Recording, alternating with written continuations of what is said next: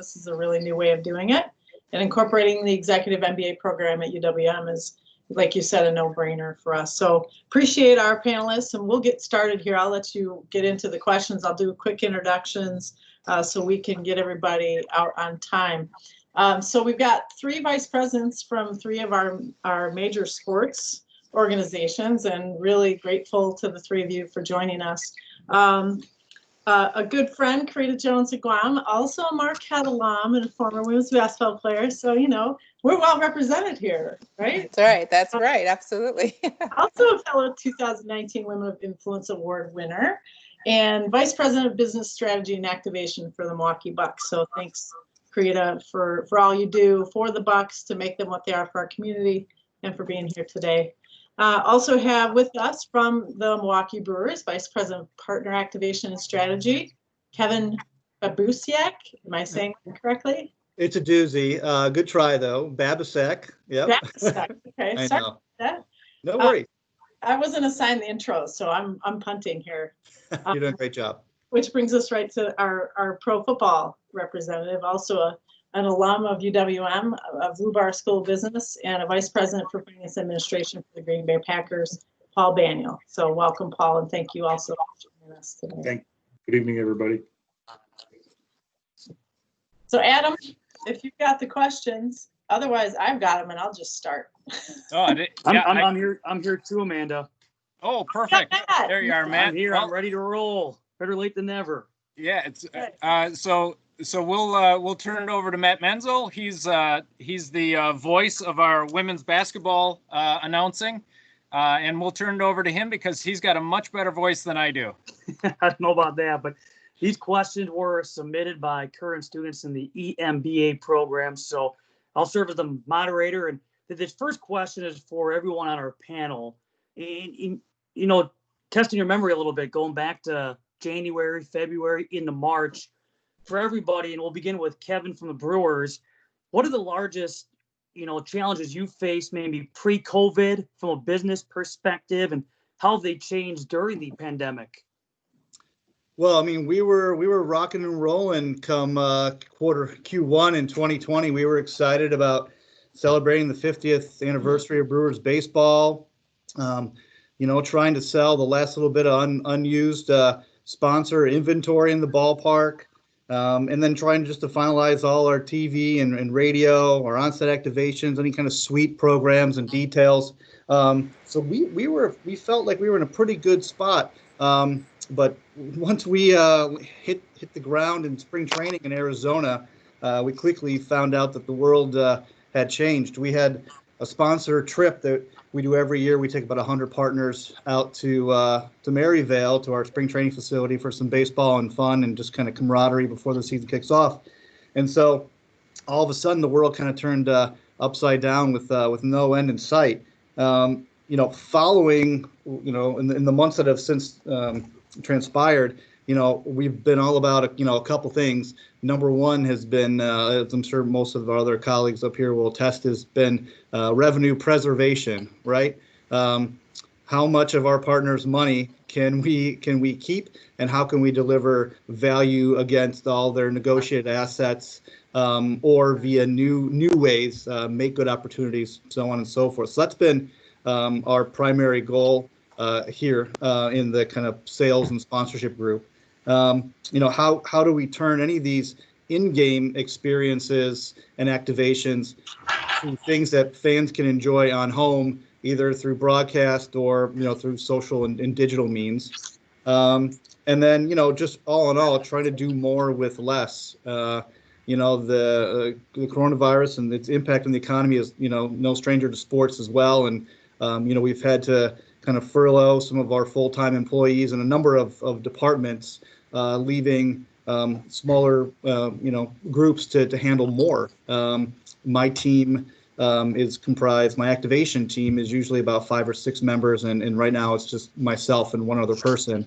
And our sales efforts have kind of scaled down a lot as well. So really just focusing on that relationship with our partners, which I think is paramount to keeping the inventory as much as we've had so far, and will continue to serve us well moving into 2021.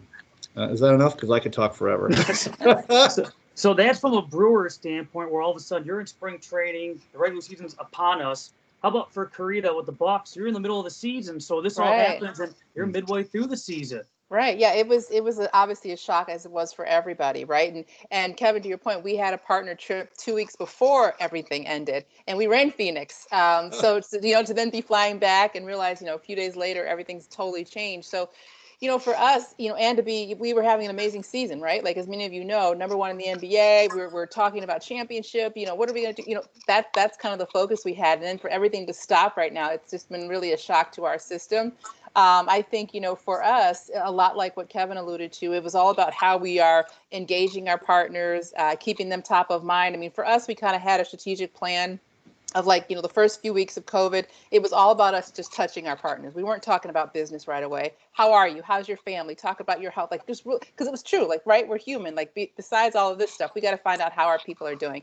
And then as we've kind of moved in and we heard more from the NBA, this bubble concept was kind of hanging out there. There could be some opportunities for us to maintain and start doing make goods and being able to turn into some of our other assets into potential assets in Orlando. That's when we started a lot of the strategic planning came in. And that's like the phase we're in right now, right? We're very lucky and blessed because we know we're always like a test away from things blowing up, really. But, the ability for us to really have the bubble in Orlando has allowed us to really develop some new assets, retain that revenue, and give some partners some reach that they would have never had, right? The social digital numbers that we've had have just blown up, which has been great. A lot of new demo growth for us, not just only in Wisconsin, but internationally. So that's been a blessing. We've been able to develop some really unique content and revenue in that way. And then Orlando, the league has been very gracious, and I'm sure with maybe in some of the other professional leagues as well. A lot of times they have a clamp on a lot of that national broadcast, but they have allowed us to have some virtual signage. So I'm not sure if you guys watched our game today, but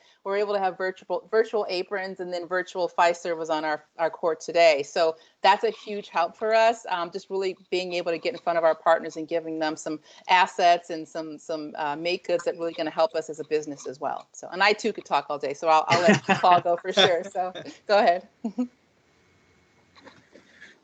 Thank you, Karita. Yeah, we were actually the lucky ones. We were sitting back and watching your great seasons for the Bucks and looking forward for the Brewers, preparing for our draft a month later for the players to return. We were also trying to finalize a CBA extension with the Players Association, which 2 days after we shut down, that happened. So that was one good thing, I guess, that happened initially. But just like both of you, done a lot of watching to see what the virus decides we're going to do next, if you will, from week to week and month to month. A lot of communication early with sponsors, much like you said, Karita, just very much just to check in and kind of let them know that we're thinking about them, and both personally, but also in terms of their relationship with us. And then, of course, as over the last month or two, we've reached out to our season ticket holders. It's interesting. Even we should start playing games in a month or 6 weeks, and it's still very much up in the air as to what the world's going to look like 6 weeks from now. So, but we are, believe me, we're watching the Brewers, we're watching MLB and the NBA very closely, trying to learn as much as we can. And Amanda, how about from a collegiate standpoint? Yeah, well, prior to COVID, we were finishing up, our winter seasons and getting ready to go after it in spring. And our baseball team is actually scheduled to play their first game in a new stadium at the Rock Complex, Milkman Field. So really a broken heart about that our seniors didn't get a chance to play. They've been invited back to replay their senior year. So we're hoping that things go as they should this year, and we'll get to do that. But our focus really, as always, at collegiate athletics is trying to make sure we're doing our part to support the institution, right, and elevate the brand visibility of our school. And then from a financial standpoint, you can never generate enough revenue, right, to try and make sure, again, we're doing our part to offset the other revenue streams that we do receive from our campuses. So we're in it with, the fundraising and multimedia rights and ticket sales. Those are the big buckets for us. So those are always a challenge, but we got a great team at UWM. I anticipate when we get through this, we're gonna be right back at it, so. So once again, these questions were submitted by current students of the EMBA program. For those that are they're listening or watching, if you have other questions that maybe pop up during the course of our conversation, I'm told there's a chat option. You can drop us a line, give us a question. If time allows at the end, we'll try to get to some of those and see if we can answer as many as we can. But next question for Kevin from the Brewers. Obviously, baseball is back. I know there's some question marks still with everything that's going on currently in Major League Baseball, but, having gotten the league back up and running with no fans in attendance, has anything been done to keep fan engagement up through the broadcast? Sure. I mean, broadcast is a tricky bit for us because unlike some teams, we don't own the rights to our TV or our radio feed. So we really have to work in partnership with them. And like Karita had mentioned, the virtual signage, which looked great. I have a TV in my office. I watched the game today. And we're all very much into virtual signage now as the league MLB has provided all our teams the options of, implementing some kind of virtual signage for the broadcast. So we're in the mix of round 2 tonight. But, it's been interesting to not have fans. I mean, I think our in-game entertainment crew has done a pretty good job trying to make it business as usual for the players and the umpires, and making the environment complete with music and lineup announcements and graphics and things like that. We're still doing national anthems. You could probably see, we have cardboard cutouts like as most of teams around the league, which is a pretty fun way. We did season seat holders first, and then we opened up to the general public, and then we did a partnership with, I think, the Humane Society with pets. So we have dogs and cats and animals, and it's like a zoo in here, right? But it brings a little bit of life to the ballpark. But through the TV and radio, we're trying to promote our fan engagement and our partners in a variety of different ways, right? We have a Toyota that sits in right field, and if any Brewers player hits it in the game, someone in the stands typically wins that car. Last year, Mike Moustakas did it. Well, with nobody in the stadium and the car still sitting right there, what can we do, right? So we've just pivoted to promote, registration online and getting people in there. So the sooner you register, the more chances you have to win. We have like a baseball bingo game that's sponsored by U.S. Cellular. So that's all driven through our ballpark app. So, we're trying to do some new ways and to keep fans interested in the game and make the partners a part of the game for the fans. Same thing, Karita, from a Buck standpoint, with the team obviously being in Orlando again. How do you keep the fans engaged since we're not at Pfizer Forum? Yeah, actually, it's twofold, right? So the NBA has really helped us. And if you all were able to see, we have virtual fans, right? So we didn't have the cardboard cutouts, but they've launched it's the Michelob Courtside virtual fans. So when you're the home team, you have about 8 or 9 sections that you're responsible for filling. So 2 of those sections are given to my team, and our team kind of works with our partners to get those filled. Season ticket holders have a section. Players, families. I don't know if you guys watched. Giannis's son was on. He's a baby, but he was a virtual fan today. So the league has really done a good job of trying to bring that atmosphere to the team, really there live in Orlando. We've also worked with our partners, as Kevin alluded to. So we have the Clutch Crew, which is presented by Harley Davidson. It's in the end zone at Fiserv Forum. Prior to games starting in Orlando, we sent out links to through social media. Through social media to have people, give us your best Clutch Crew chant, and those are played in arena. So, wanting to bring Harley Davidson in, we kind of put them on a social side, which they weren't usually part of. But we also brought a lot of our in-game promotions that engage the fans at Fiserv Forum all to digital. So Player Most Dance for your dinner. You can do trivia at halftime. There's Cole's photo of the game. So everything that we put on the big screen at Fiserv Forum, we really brought to a digital sense, which for us is great, right? When you have millions of followers and people that are engaging, it really helps push the client's brand. And that's what we talk to our partners about, right? Like, it sucks we're not at Fiserv Forum, but this audience of 17.5, now you have an audience of hundreds of thousands, millions, if depending on the platform. So that's how we were able to engage, and we just had to think outside the box, right? How do we make this engagement that's really exclusive to this group, and how do we bring it to the outside world? And it's been pretty successful. Real quick, let me ask you two, since you're in season right now, what has been the early return? What's been the feedback you've received from the fan base? if you will. Yeah, thanks. I would say for the most part, great, right? We've only had a few games thus far. People are just gearing up and we're so ready to see basketball again. People have loved it. I think we have about 200 total spots. And about 60 of those might go to the general public, and we have like 5,000 people signed up. So people are just, like in droves, want to be a part of this. And I think it stinks, you don't have a lot of sports. You have baseball that's starting up, and now the NBA. People are dying for something to watch and something engaging. So I think the league has really done a good job of trying to engage fans and keep them there, Yeah, I'd say returns are good. Ratings are up. For us, I'm sure for the Bucks and the NBA and in general. So I think fans are naturally glomming on to anything that they can get their hands on. I think they're still trying to figure out. Baseball is a sport, and for us specifically, it's an experience. I grew up around Chicago. We didn't tailgate before games, right? We had people calling and wanting to be here to tailgate even when they're not allowed inside the stadium. So there are some elements that we're working on. How can we bring some of that tailgate at home to the fans in new and different ways? I mean, I'm at the ballpark now. We have a game in like an hour, but I'll have to go home because of some of the health code and the guidelines and things like that. So it's a weird kind of mix right now.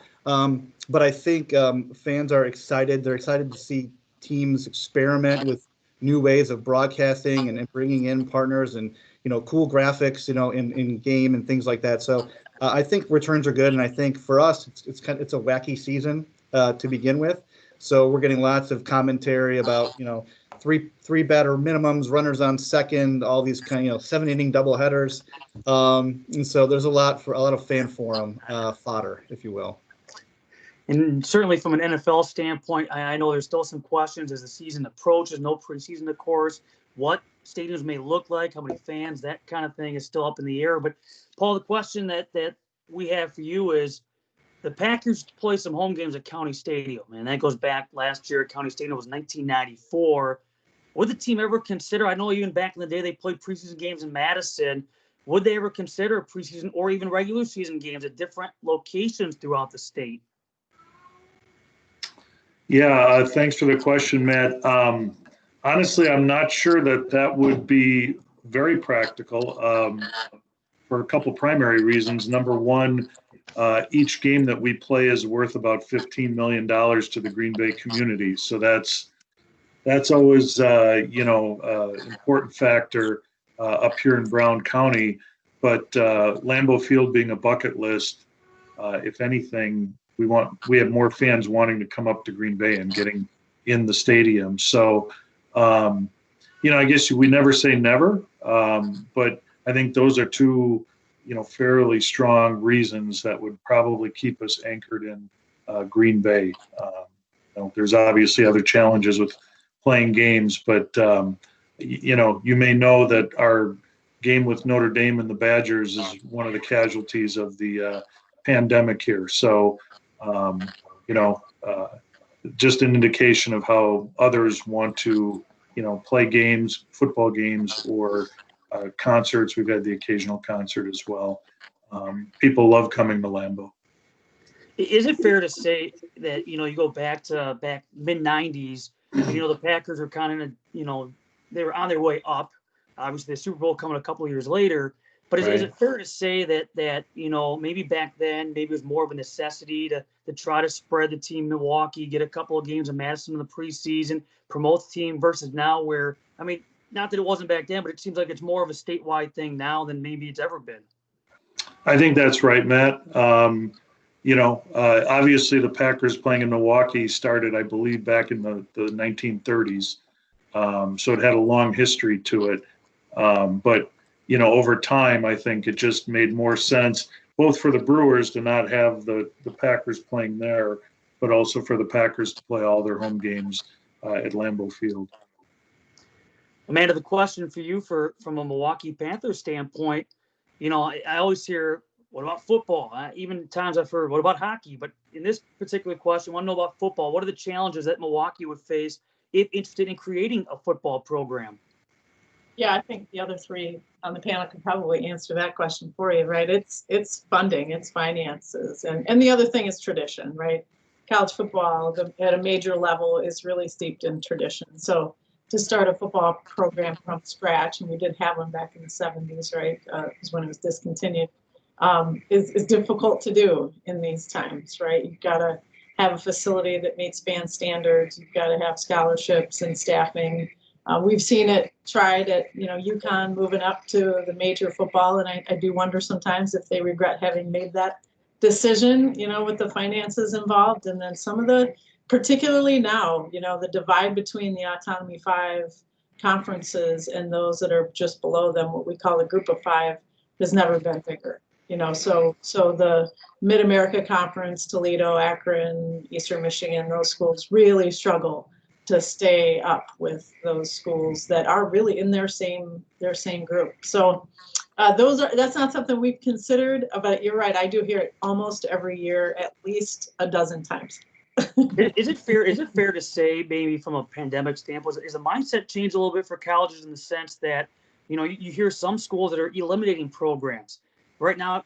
Some colleges are just trying to stay afloat. Is the mindset change right now where, let's try to survive versus let's try to add? We'll worry about that down the road. Yeah, well, the cost of doing business in Division I athletics is, COVID aside, right, is a major issue. Stanford didn't drop 11 of their 35 sports because of COVID, and their AD was very clear about that. That just exacerbated the issue. So it's difficult to do as much as they were trying to do, and I think a lot of schools, a lot of institutions are trying to get focused on what it is that serves their institution the very best and allows them to invest in the programs that they see are aligned with what their institution's trying to accomplish. Now, for each of the professional teams, can you guys, Kevin, Karita, Paul, can you give us an example of maybe where data analysis aided you through the pandemic? Beginning with Kevin. Sure. Yeah. I mean, when it was all about the unknown, we went through a lot of modeling, right? What does it look like if we're going to play a 100-game season, 80, as we continue to kind of whittle away at it?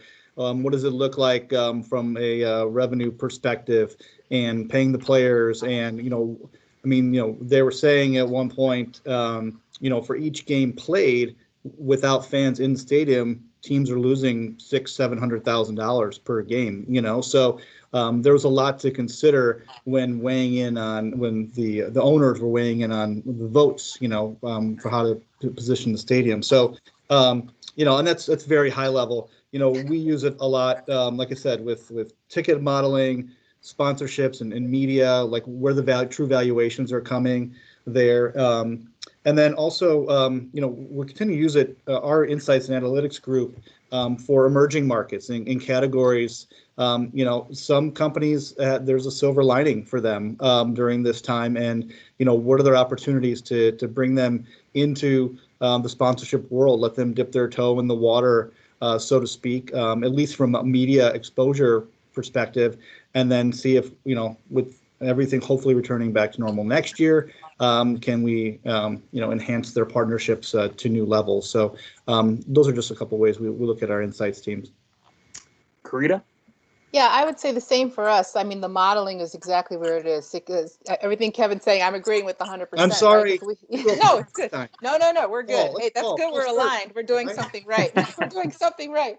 No, I mean, a lot of our modeling too came from just like, the amount of revenue we brought in to date, how many games we played, what does it look like if we play with no fans, what if we play with half fans, what if we play at 25? So that's kind of the process we're going through right now with just all of our deals. I think on the ticket side, we've been doing a lot of data analysis on the same thing of like, how do we model out 25% capacity at Fiserv Forum? What is 50%? What does that mean for our revenue model? So it's definitely on our IT side, but that's really something that we're focused on right now.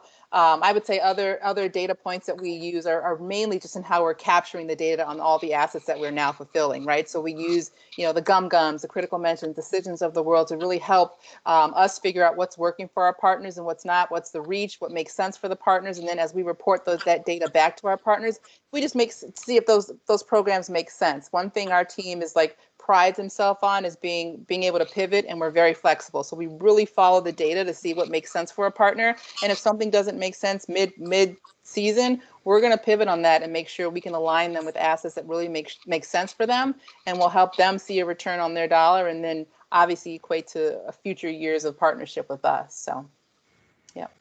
Paul? Yeah, I'm going to echo what Karita and Kevin have said here. Being our off season, it's, you know, the first 3 months here have really been our slowest period of our fiscal year.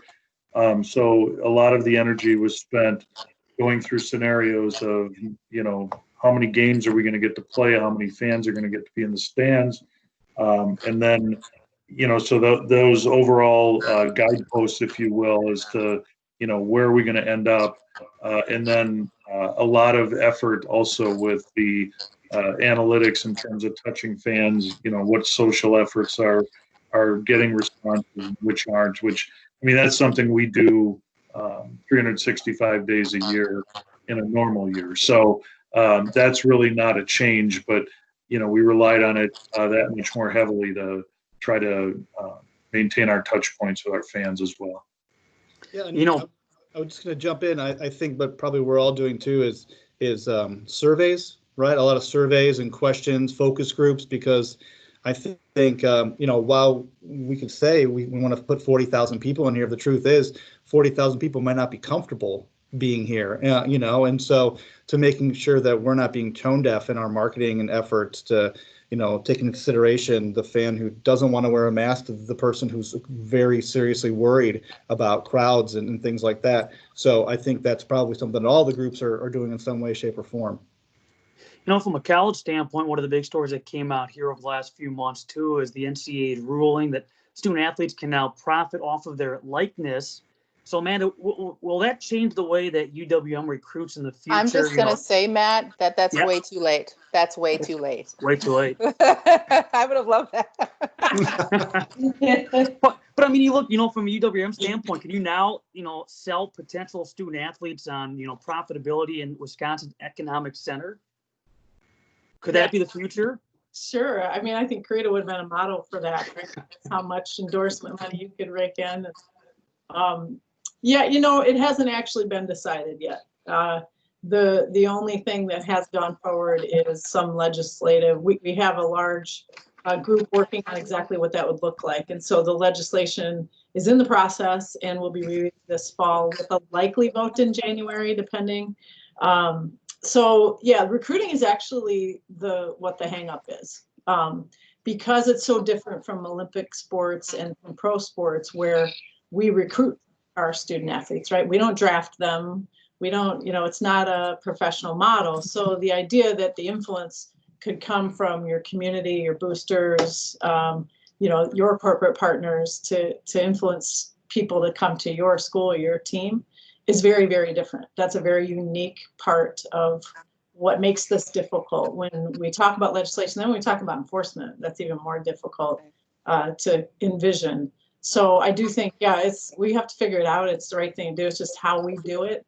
And I think, to your point, Milwaukee is a very marketable city. We use the city when we sell our institution. It's a great city. So particularly local regional athletes, you know, they could monetize, you know, their likeness, so their name, I think really well in this city. So we'll see how it plays out, but that would be one advantage, I think, for us. I got to believe too, and I don't know, Amanda, if you want to touch on this or not, or I'm just throwing this out there, but I got to believe right now recruiting is so difficult from the standpoint of you don't know what the season's going to look like as far as, you know, one season to the next. Is there going to be a season? I got to believe that's kind of changed how some coaches maybe approach this period. Yeah, I think so. I mean, you do stay kind of steady as you go, because a lot of our coaches have already signed their classes for next year. So it's really kind of re-recruiting those kids, particularly if they're coming from far away. You know, they have to feel comfortable coming to our city, being far from home. So that's certainly a part of it. On the flip side of that, maybe we'll have opportunities to get indoors of student athletes who are high level that we're considering going away somewhere further and really want to stay close to home and look at us as a great option and opportunity. So yeah, it's multifaceted what this thing has brought us, and we are taking it one day at a time, including our coaches with everything they're doing. So amen to that. And Kevin, from a Brewer standpoint, there's been success with Titletown. You have the Deer District. So the Brewers thought of maybe a potential development near Miller Park to make a similar year-round destination. Let me first tip my cap. Paul mentioned bucket list, right, up to Lambeau and Titletown. And as someone who grew up a Bears fan, I got to go to a game last year, the Bears-Packers game at Lambeau and Titletown, and it blew my socks off. You guys do a fantastic job up there. It was amazing, and I got a lot of grief from a lot of my friends back home. The same thing with the Deer District. I've been to probably a half dozen games. The district, the in-game entertainment, the whole fan experience is just wonderful. So yes, if I got my vote, I would love to try to take that model and mirror it in some way, shape, or form around the Miller Park. But I think what we risk is that the tailgate culture, the pregame, that family, that community and camaraderie, both pre and post, is so ingrained into the culture here that I worry that if not done right, you could really risk alienating a number of fans. But certainly, I think we have a lot of land and even more that is undeveloped around here that would be worth discussing. I think maybe once all the books get going, the financials get going in the right direction. So you guys have done a marvelous job. So kudos to you. Carita, the Deer District is phenomenal, and it was just rocking during the playoffs last year. Now you got that land, across the street. It used to be the Bradley Center. Are there plans on what to do with that space? Yeah, nothing that we've really announced yet. And I think a lot of plans for a lot of different places have halted just a little bit. I know our focus right now has been the north side. We call that kind of block 5 and 6. And so that's, commercial, real estate, potential retail, and some mixed use. So there are definitely plans for the BMO BC, but none that have been really announced yet. And I think we're going to focus on the north side right now, kind of get that up and running, and then move to that plot of land. So. Paul, the Packers, the only publicly owned team in American sports. In your opinion, what are the advantages and disadvantages of being the only publicly owned team?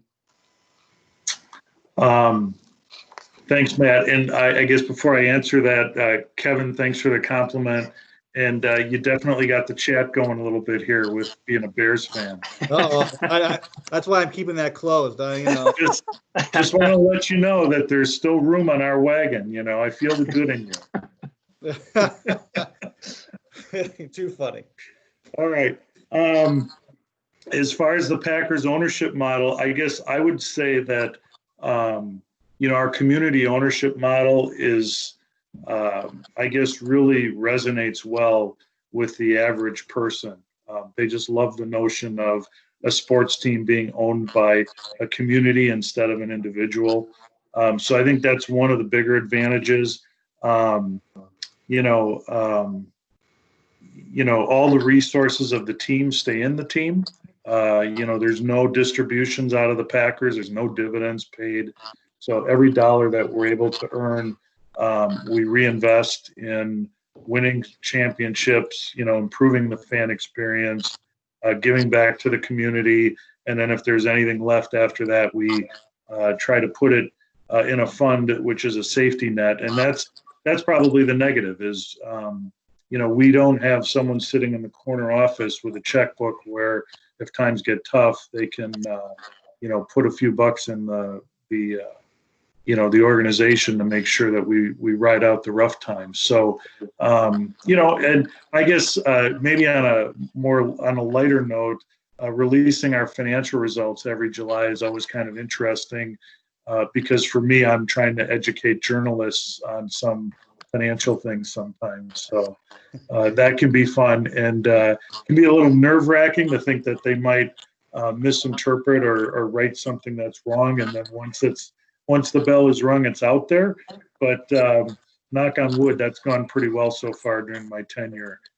trying to make sure all those journalism majors get the financial analysis right.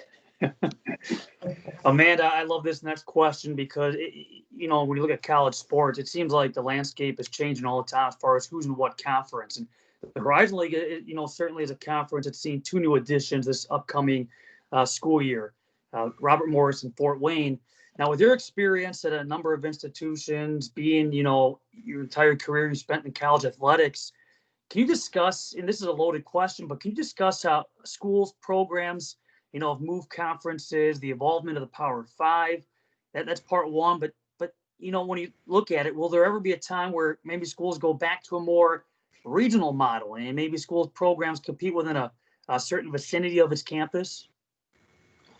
Wow, there's a lot there. There is a lot. Back for you. That what the driver was with the major moves in college athletics, it was really about money. I mean, everyone knows that Maryland and Rutgers didn't join the Big Ten because of their amazing alignment with that conference in ways that other than, and what it would do for their media markets, right? That was a big draw. So that's what has driven that. I think some of the other moves we've seen are really about regional, or certainly trying to get into a league that makes sense, similar institutions, and then regionally aligned. So do I think we're going backwards at any point in time? I don't know. We'll never see the old Big East the way it was. I don't think that's ever going to happen. And in fact, some people will theorize that we're going to go into these super conferences, right? There's going to be super conferences that will exist. And very recently, you've probably seen the chatter around a decision by the NCAA governance to potentially either cancel or postpone fall championships, which would put pressure on the major football programs to not have football this fall. And so that's been kind of, a little bit out chatter in the public eye, threatening maybe to leave those A5, those Power 5 conferences. So, that would be interesting to call their bluff and see if they would actually ever do that. One thing that people almost to a person do not know about the NCAA is not $1 comes from major football, not $1. And in fact, they are a drain on the NCAA. So any sort of support services they get for eligibility certification, any enforcement and infraction stuff is all an expense that those schools don't contribute to. So they keep all of their college football playoff revenue. So is now exiting. About 90% of revenue to the association comes from college basketball tournament. So multimedia rights agreements, ticket sales, and all that. So we're really focused on basketball right now as an association with COVID. But yeah, I don't know that we'll see a lot of movement. If we do, we could see regionalization. We could also see a divide among those 70 or so schools and the other 280.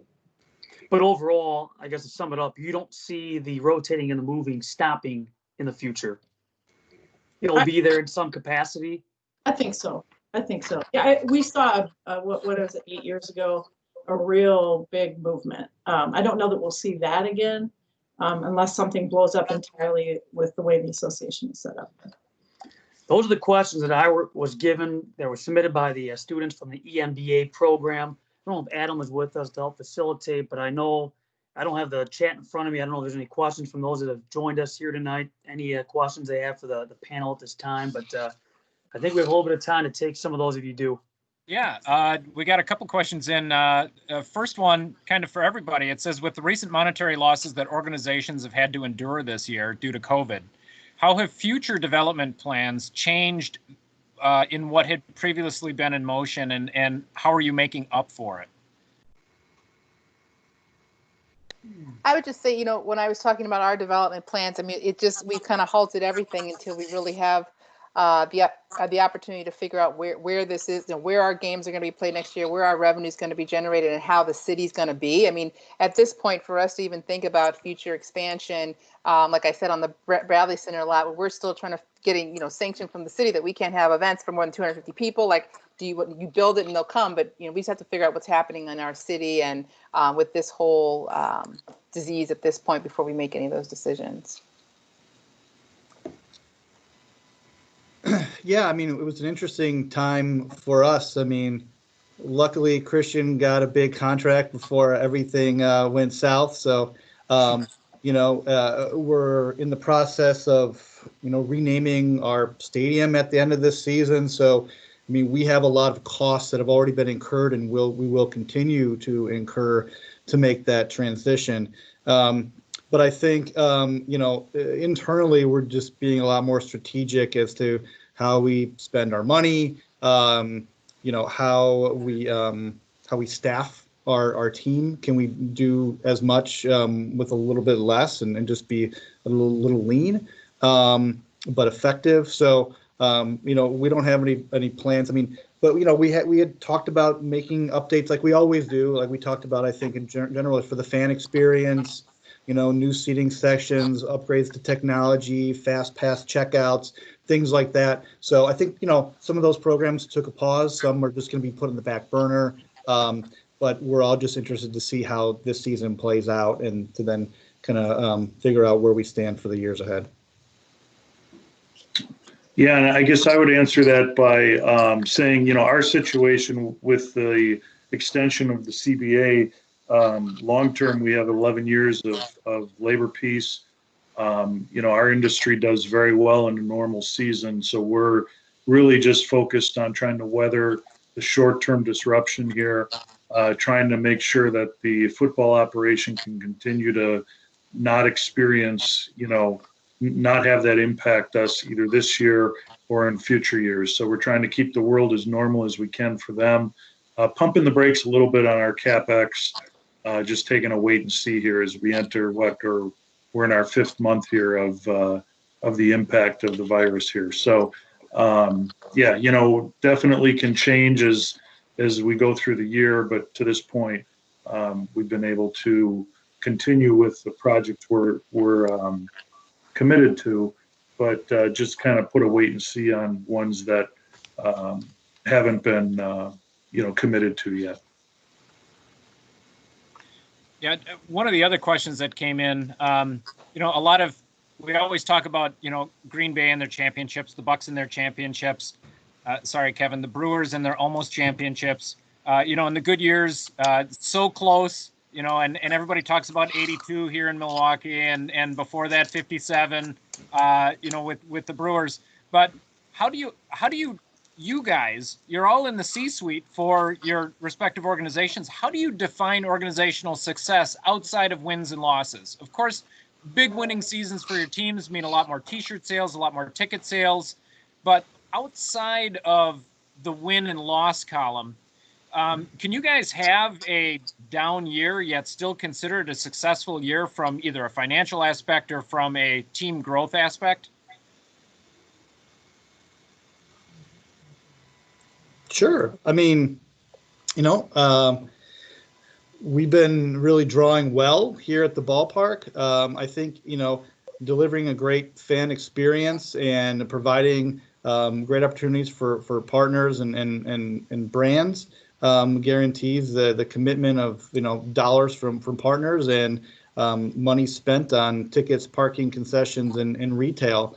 I think, we're also pretty proud here when we can have a large community impact through the Brewers Community Foundation and vis-a-vis through our partners who have programs that are, maybe sometimes game-related triggers, or they are collaborative efforts between our staff and a partner staff to build homes for Habitat for Humanity, things like that. So I think making an impact in our community is something that we take pride on as well. So certainly you could, be 62 and 100, but still have a lot of positive takeaways from that, both financially and just in the minds of our general consumer.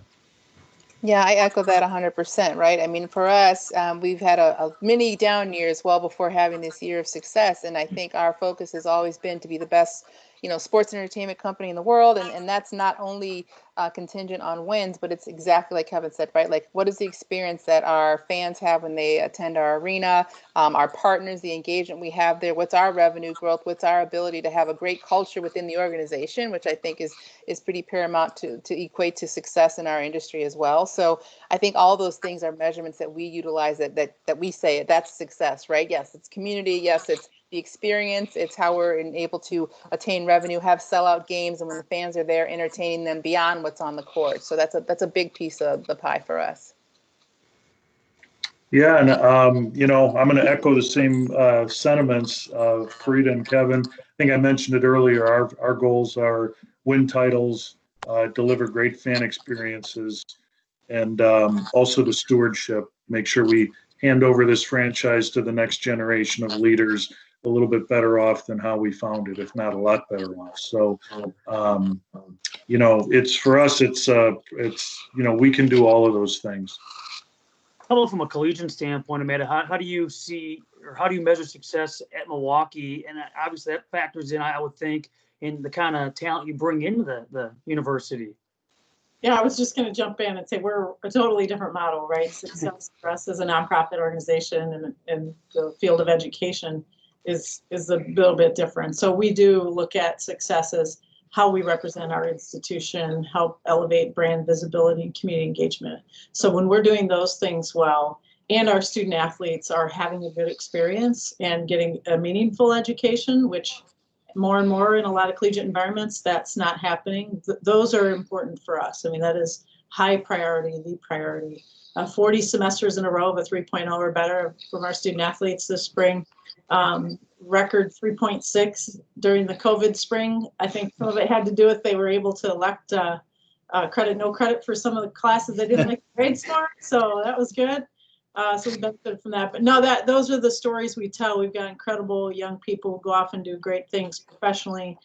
We have Dom Varshaw tonight making his first Major League Baseball start for the Arizona Diamondbacks. This is the first Major League player that we've had. Lots drafted, many of them, in the minors and done very well, but first one. So that's going to be fun to watch that. E+, I think, for all of those out there that want to see Dalton. Cool. So, yeah, lots of ways to measure success for us.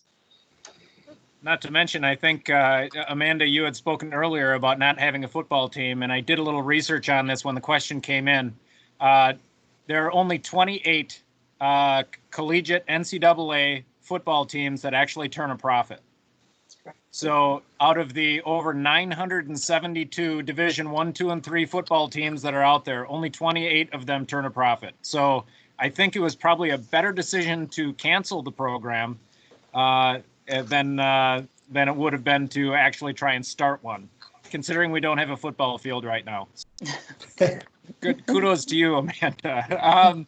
So back to some of the questions. I know Pastor Terrence Moore in town asked a question about that. We heard a lot about this through football with the kneeling that was going on during the national anthem, and we're starting to see the Black Lives Matter T-shirts worn on players during pregame. How are revenues and culture truly affected in your team, not necessarily in the stands, but inside your clubhouses with racial injustice? Is this something that is talked about, pregame? Are these things talked about openly, freely inside? Is it the coaches talking to the athletes about it? How does that happen from a professional athlete standpoint? Because a lot of the people that are listening tonight are in the business sense trying to think about how they're going to have those discussions with their employees as well. So from a athletic standpoint, how are you guys handling the situations around racial injustice? I would say we've all seen kind of the support and the focus of the NBA with regards to the Black Lives Matter initiative and platform. And I think that's something that has filtered through to all the NBA teams. I mean, we at the Bucks for sure are, of course, supportive. And I think our athletes are so vocal and so open that we're able to have these open conversations. And it's actually kind of filtered down to the staff side as well. We've just kind of launched our own Diversity Leadership Council.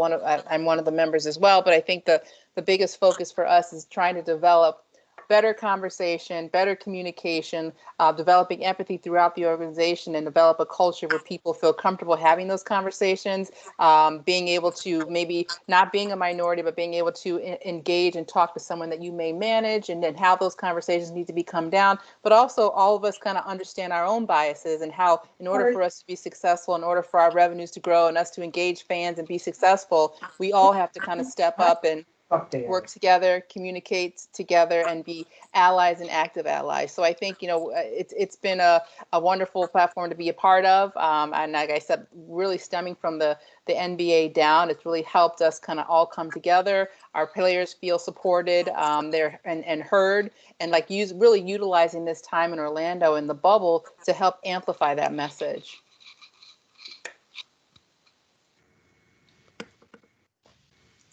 I mean, I think like you were alluding to earlier, Matt. I mean, I think in the locker room and clubhouse, which we're not real quite privy to during this time, I think it's it's a mix of coaches leading conversations, players feeling passionate about issues and their feelings, and creating an environment that is open to having those conversations.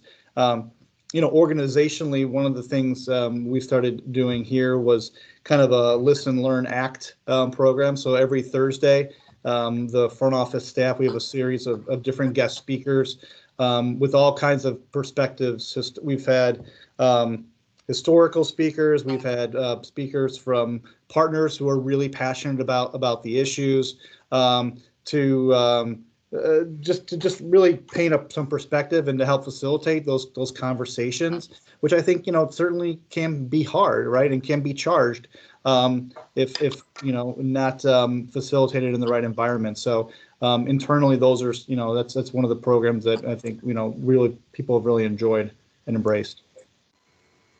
Yeah, definitely real quick. We're on a college campus, so our job is to educate and really develop leaders. So this is an opportunity for us, and we've taken advantage.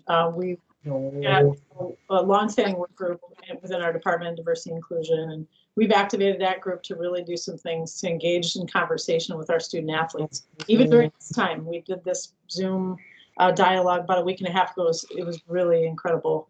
We're the most diverse campus in the state of Wisconsin, and a lot of that is really just by circumstance because we're in the most diverse city that also happens to be the most segregated city in the country. So we have an opportunity, I think, to lead on this, and just having those conversations and going from inside out with what can we do with our student athletes, with our culture, how can we help them feel supported and listened to become better for them and for our university and the greater community. So yeah, we're all over this. And, every time we do some of it, you do feel like too little too late. Why is it taking this long? But, better start now than wait till tomorrow. Yeah, I guess I would, I guess from our perspective, obviously our sport is where this movement actually began a few years ago. And so our players have been talking about it for some time, and the organization has actually been making $250,000 grants over the last 2 or 3 years that have been directed by a group of the players. The players have a little representation group, and they meet with Mark Murphy, our president, and they have an ongoing dialogue. They've been doing this again for a few years now, trying to direct funds to efforts throughout the state over the last few years to try to help the movement forward. And I think, obviously what's happened this year will only help that and accelerate that. So, our players have been distant up until about a week ago, getting back in the facility. So I'm sure that will gain more momentum. And, as Karita said, as we try to work distantly, it's been about trying to facilitate conversation at this point, and try to take advantage of the momentum right now. So we'll go with two more quick questions. One of them, I don't want to end on a sad note. Have there been a lot of layoffs in a sense with the different companies? I know, like with with baseball, maybe Delaware South is not providing the, since there's no stands, nobody in the stands, are there, those people don't have jobs. How are you guys handling the layoff situation, if you will? Yeah, I mean, I referenced it a little bit earlier. Yep, you're right. Delaware North, our concessionaire, they're not, there's no fans in the stands, no food to be delivered, which also means that a lot of our kind of part-time game day staff no longer have work as well. And that was kind of a big thing right at the beginning of the pandemic, with a lot of the MLB as well as a lot of teams and players contributing to a fund locally to help offset some of those lost wages. Certainly, it's never enough, but the intent and the effort is there to try to get folks made a little bit whole during this time. But certainly, in the front office, ownership was great, and they kept a lot of people on for as long as they could. But as certain elements of the business, if there's not people here or people coming to the suites, then we might not need people to host suite attendance, and it just depends on what part of the business you operate in and where that function is most needed. So but it's, I think there is light at the end of the tunnel. Things are going to get better sooner than later, and our hope is that we're bringing people back slowly but surely, as their need and position calls for it.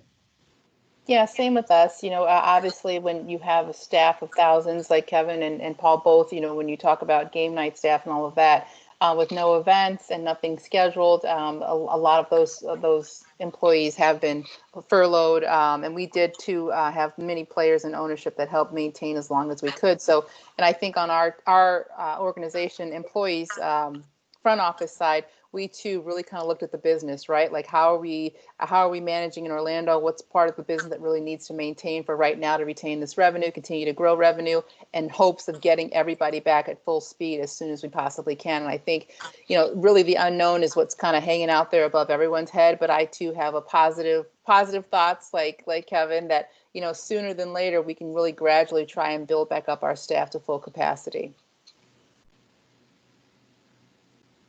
Yeah, and we have yet to lay anybody off or furlough anybody. We have seen the experience, though, with Delaware North, which is also our concessionaire, where they've furloughed people, and they've since started to reverse that. But obviously, if we're not going to have a full stadium this year, that will continue for a little bit. But to this point, the Packers have been planning for as normal of a season as we can, and only recently has it become obvious that we're not going to play preseason games or have fans in the stands. So to this point, it's been good news. We've done some temporary short-term furloughs in the summertime, but everyone's back full now. We've left some positions vacant and frozen because the institution has a policy right now. They've frozen all vacant positions. So unless we can justify doing it, we won't until we see how this plays out, really, how our seasons go. If we're able to come back and compete, that's a big question out there right now. And hopefully a month from now, we'll have the right answers and be able to get back to normal a little bit. Well, so as we wrap up, because we're running out of time here, and I don't want to hold people too long, I'll throw this one out to Amanda. The questions, Paul, Kevin, Karita, they're going to be fairly similar. So I'm going to start off with Amanda. How many conference championships are we getting this year? A better question is, how many do we get to compete for? Fair. Okay, over under. I'd say, we'll be in the hunt for a few of them if we're able to play all of our seasons for sure. 5, 4. Nice. Let's see. And side question, why is it always the track and field women and men who always have the highest GPAs? I'll leave that one out there for you. Not biased at all. Our women's tennis team had a 3.9 this spring. How about that, guys? Oh, that's awesome. That's awesome. So good. So Karita, is this our year? Yes, I feel it. I feel it. One thing that, everybody came back after having 4 months off in great shape, but looking at our starting lineup, I think today, right now are just warm-up games. We know we're number one. And no, I would love to see a Lakers-Bucks finals and the Bucks bring a championship back here to Milwaukee. So I feel confident. I hope the city around us feels confident too. And let's get it. Kevin? I'm looking forward to that socially distanced championship parade, Greta. The first of its kind, right? Yeah, I think we're optimistic. I think it's half our roster has turned over and they're brand new faces. I'm still learning, looking at names in the back of jerseys sometimes. With the expanded playoffs being 16 of 30 teams, I think we have got a pretty good shot of getting in and causing some noise. So I think anything can happen there. Certainly, Lorenzo taking leave, which we all understand, wasn't the best news for us, but we're happy that he's comfortable and keeping his family safe. So, yeah, I don't want to jinx anything. So I just say, we'll get in and maybe we'll make some noise, huh? And in Green Bay, the plan is always to win the Super Bowl. And I just reassured our ownership earlier this week, our directors, that we've got enough funds for a nice Super Bowl party. Nice. Fantastic. That's Fantastic. Well, again, sorry for the technical difficulties earlier in the night. Apparently Teams Live just didn't want to go live for us appropriately, but it seems everybody's got comments over here about go Bucks, go Packers, go go Brewers, go Panthers. So I want to say thank you to Amanda for really setting a lot of this up for us and her entire team that really brought this together. Karita, very much so. Good luck. It was very nice meeting you. Great listening to you tonight. Thank you very much. Go Bucks. Kevin. You as well. Thank you. Kevin, I know you've been with the Brewers for just a couple of years. We're very happy to have you on board. Hopefully we'll get that Indiana out of you and turn you into a UWM lover. And Paul, I can't say enough how proud everybody at the Lubar School of Business is that you're a proud CFO of the Packers and Lubar grad. So with that, I want to thank everybody and say good luck to everybody's seasons. And with that, thank you and have a wonderful evening. Thanks, Thanks, everybody. Good luck, guys. Yeah, good luck. And Amanda, good luck. Yeah. Be well, everybody. Okay. Bye-bye. Is now exiting.